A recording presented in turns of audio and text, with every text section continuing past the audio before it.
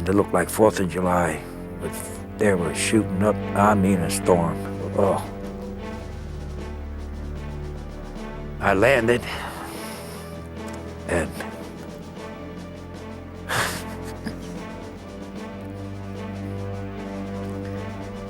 I had two fellas, two tall fellas in the back. The one on my right, he says to me, put your arm on my shoulder. The other guy, the tall fella, says, put your other arm around me in case we're in water over your head, because I couldn't swim a lick. He said, in case we're water too deep, and we'll carry you over. Well, fortunately, the water wasn't that deep, but I still had my arm around the fella on my right. And I had my rifle on my right shoulder. As we hit the ramp,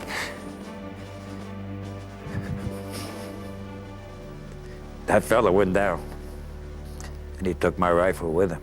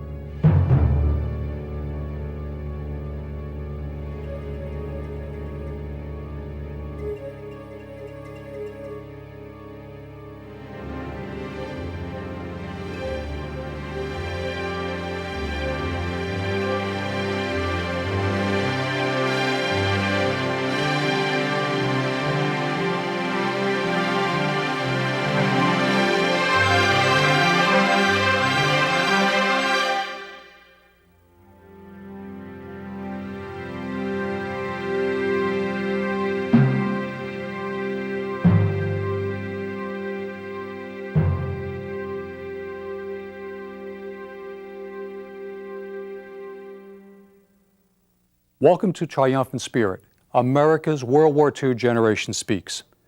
This program is a series of broadcasts featuring the stories of a generation that fought and won the Second World War. No matter how they fought the war or where, on the home front or the battlefield, each veteran featured on the program contributed valiantly to a victory that changed the 20th century. Here are their stories in their own words. They are stories of actions and deeds that not only helped shape the outcome of the war, but the very world we live in today. Operation Overlord, the invasion of Northwest France on June 6, 1944, was an outstanding Allied combined arms military feat. However, the invasion nearly failed in the early morning hours of June 6th at Omaha Beach, one of the 5 objectives of the operation. Omaha Beach was an American objective. If it were not for the uncommon valor of the common American soldier, the seizure of that critical beach that linked the entire operation would have been defeated. Crossing Omaha Beach in the 6th wave that waded ashore on June 6th was a 19-year-old Army private, Peter F. Rubino. Peter served with the 29th Infantry Division during the Normandy campaign and subsequently participated in the Northern France campaign, during which he was wounded in battle 3 times. Peter was awarded the Purple Heart as well as the Combat Infantryman's Badge. Basic training, I was sent to, while I was Fort Dix, and from Fort Dix we took a train to Fort Belvoir, Virginia. Now that's in maybe 2-3 hour ride. It took us a half a day to get to the fort by train. They kept pulling these troop trains to the side and let trains go through. But I got to Fort Belvoir and was assigned to a platoon. And as a matter of fact, the lieutenant who was in charge of the platoon was a graduate of West Point. And our group was scheduled for a 5-week basic training. And then we were going to send us to some kind of a school. Well, unfortunately, I caught pneumonia on one of the bivouacs, and I had to stay for 13 weeks of basic training without going to school. And from basic training, I was shipped to Ohio. From Ohio to Port of Embarkation, Camp Shanks. And Camp Shanks was located where? right in New Jersey, right by Weehawken. We got on a ferry at Weehawken, and we boarded the Queen Mary. And 5 days later, in fact, we were standing on board ship, we were passing by the Statue of Liberty, and this one fellow from Arkansas, he said, if my mother knew I was in water over my head, she'd give me a good spanking. But anyhow, we left, we waved by to Statue of Liberty, and we had a plane escort, I believe, a day and a half out. Then I think we were a day or 2 days without any escort. And in fact, when we were without any escort, it came over the loudspeaker that the Germans sank the Queen Mary. And so whoever gave us on the speaker said, you can see how rumors spread. So while I was in England, I spent 43 to the invasion, 44 in England. And we traveled up and down that England. I think I hit every city going in England. And we did, all we did was, 1 week they took us out training. Then next week maybe we'd go on bivouac and explain something about building, surveying, whatever came to their mind, I guess.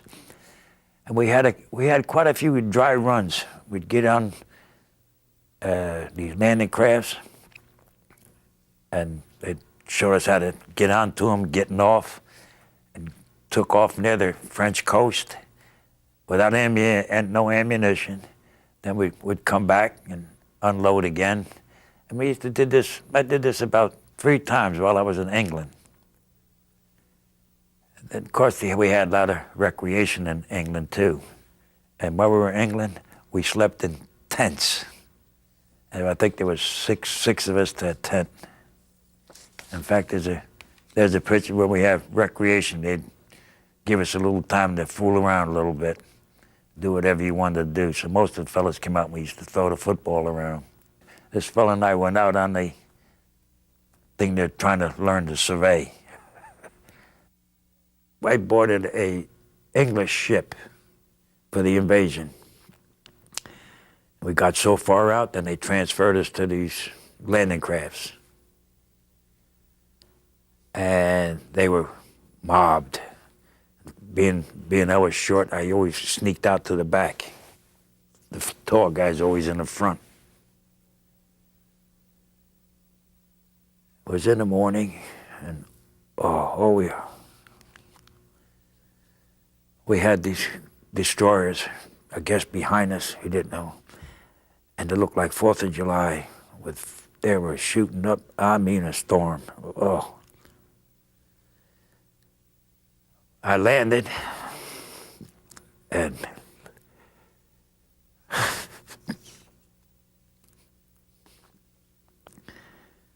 I had 2 fellas, 2 tall fellas in the back. The one on my right, he says to me, put your arm on my shoulder. And the other guy, the tall fella, says, put your other arm around me in case we're in water over your head, because I couldn't swim a lick. He said, in case we're water too deep, and we'll carry you over. Well, fortunately, the water wasn't that deep, but I still had my arm around the fella on my right. And I had my rifle on my right shoulder. As we hit the ramp,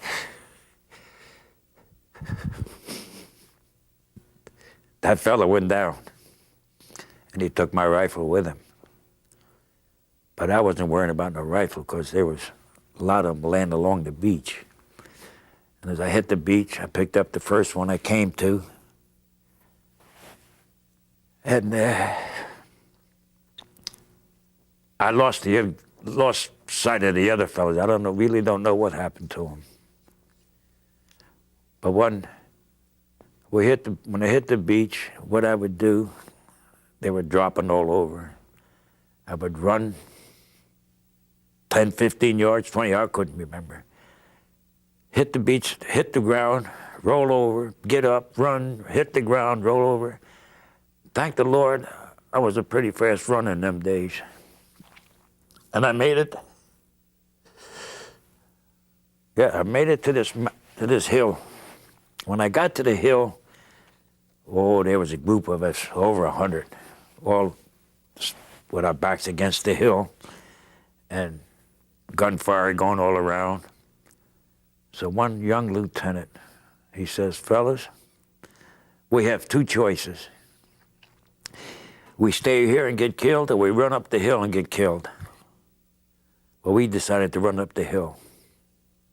We all made it, I think. I know I made it.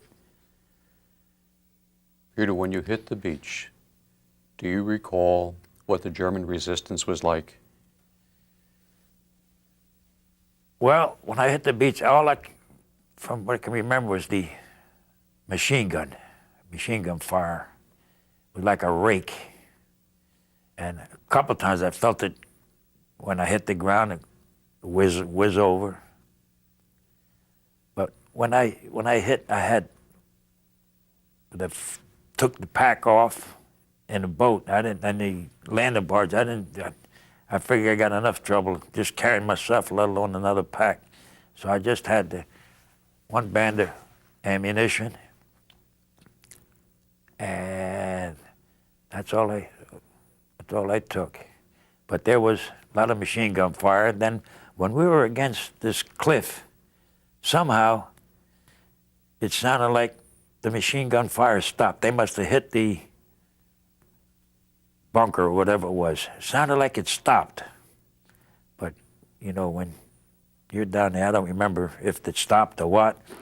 But one of the fellows from the hometown did go back to the Normandy, and they left a pillbox intact. And he was in the 29th Division also. And he said he went into that pillbox and it broke his heart. He said, what a view they had. It was just like shooting ducks. And then, of course, he broke down right to the right of it, I think he said. There were 9,000 crosses from our outfit. Now, I don't know if from our outfit, but there were a lot of fellas laying down, I know that. A lot of fellas. Yeah. It was a shame we had to go through all this. I just hope we never have to do it again.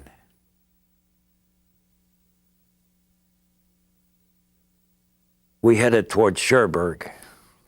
And the funny thing about Cherbourg, the night before we took it over, they wanted somebody to go out and see what the situation was. Well, the four of us volunteered. I was one of them. And this is really funny. We got close, and sure enough, I felt something stuck in my back. It was a German. Me and this other fella, they took us prisoners. They put us in a little shack. But what later we figured out was two fellas went back. So we figured out this was only a rear guard action, because it was only about six German soldiers. But we were supposed to attack the next morning. So I guess they got wind of it and they had everything all broke down, ripped up. They put us in a little shack.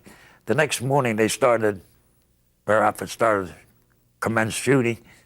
They took off. They forgot all about us. So we finally joined the outfit. Now from there, it was a matter of running. I think the next stop, they come out of St. Lo, I believe. They finally broke out of St. Lo. It was just a matter of catching up to the Germans. They kept retreating. And as far as I can recollect, we hit Paris. Now, when we got to Paris, they held us up. I'll never forget this, because under the Eiffel Tower, I sat in the back of a big truck on the tailgate. We had to wait. because they wanted the French troops to come through. And we had an auction on the back of the truck. I happened to have a carton of cigarettes, believe it or not, and I went up to $103, and I finally sold it to the guy. And some Frenchman wanted to offer me his daughter. He said, "Give me a daughter for a pack of cigarettes or a bar of soap or a piece of chocolate." So we didn't make any deals. Peter, you were wounded in combat. Do you remember where and when you were wounded? I ran across a mine. A mine exploded, and I got some shrapnel from the mine. And I was sent to a field hospital, and it was, like I say, nothing really serious. I did have a big gash on both arms, because I must have, put my arms up to cover my face, and my arms mostly got most of it. I got a couple of scars, and that was it. But they stitched it up, and then I got something. I got hit by a shell or something in my right leg, but it didn't leave a scar. It numbed it, and that was just before, I guess just before the bulge. But anyhow, they put me to a replacement center, because my outfit was going back for a rest, and they figured I didn't need a rest. So I got to this 106th Division, fresh from the States. They redo the 29th, and they put the 106th in their place. Now, being that I was in battle before, up front we heard a lot of commotion, but the weather was bad, really low cast. And I, said to this buddy of mine, we both were in the replacement, both came in, he said, something's going on. They're making a lot of noise back there. Sure enough, the next day, they heard these rumbling coming. Well, we're with rifles. Now, what is a rifle going to do against tanks? So this buddy of mine said, "Hey, we haven't got a shot." He said, "The best thing for us to do is get the heck out of here quick." As soon as we saw the tanks coming, he said, "Let's move." But the other guys, like I said, never saw any action. They didn't figure what they were figuring with there with the rifles. I don't know what they were figuring, but it was cold, snow, and we made it back. We hit a Jeep. There was 2 guys in it. So they said, "Come on, come with us." So we're riding in the Jeep, and the last thing I remember, I just saw a big red flash. I don't know what happened. And I was in the hospital, and they told me I was there about a week. I guess I had some kind of a concussion, but I didn't know. So I asked what happened to the other fellas, and they said, "You were lucky. The only one came out." Peter, when you were doing all these things, what were you thinking? Praying to my mother. Yep. My mother was a real churchgoer, and I figured she should take care of me. And that's all I did. I just kept praying to her. Yeah. And she took care of me. Yeah. Well, the 106th was finally made a guard division. And this was when Roosevelt died in April. I'll never forget that. We were put in this guard division, and we had to guard the prisoners that came in from the Ruhr. And it was a big field. Oh, man, there was thousands of them. And that's just before, when they sent us to this 106, their guard division, we had to go across the Remagen Bridge. And that's as far as I got. The bridge was already not secured, but I mean, they already had the crossing. The troops were already in Germany. And that's when I got into Germany. I guess the concussion must have affected me again. And the captain told somebody, says, take this guy out of here, we don't need him. And that's when they set me in the hospital. And from the hospital, I stayed from April until the 4th of July, 1945, and they sent me back and they flew me back home. And that's sent me to Camp Upton. And at Camp Upton, it was like a convalescent hospital, and I really had it made there. I played golf every day. But I was there from July, and these other fellas who were with me were getting out, do a day or two, and they still kept me there. Oh, as a matter of fact, when I came back, they were supposed to land at New York. I guess something, weather was bad or something, we landed in Newcastle, Delaware. Next morning, they flew us to Camp Upton. Now I want to get home, because I'm right by home.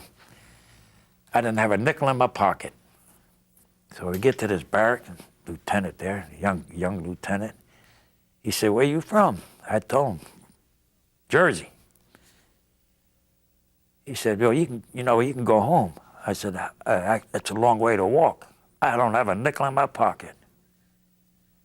He says, listen, take $5. He loaned me $5.